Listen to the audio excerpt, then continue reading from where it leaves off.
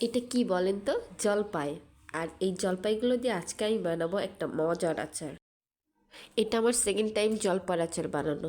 এর আগে আমি একবার বানাইছিলাম, বাট ওটা খেতে খুব বেশি মজা হয়নি।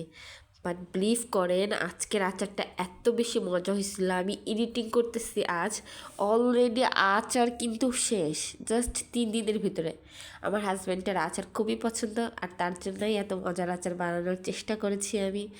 আর বিলিভ মি, এত মজা হয়েছিল আচারটা, না খেলে বুঝতে পারবেন না। তো আচারের প্রসেসিংটা আমি খুব বেশি ভালোভাবে আপনাদেরকে দেখাতে পারিনি। যতটুকু দেখাইছি, এটা কোনো রেসিপি না, যার কারণে আমি আমার মতন করে দেখাইছি আপনাদেরকে। বাট অনেক বেশি টেস্টি হয়েছিল। এখন যেহেতু জলপাইয়ের সময়, আপনারাও পারেন এমন সুন্দর সুন্দর মজার মজার আচার বাসায় বানায় খাইতে। এটা টক মিষ্টি হালকা ঝালের ভিতরে একটা আচার ছিল, অনেক বেশি মজার ছিল।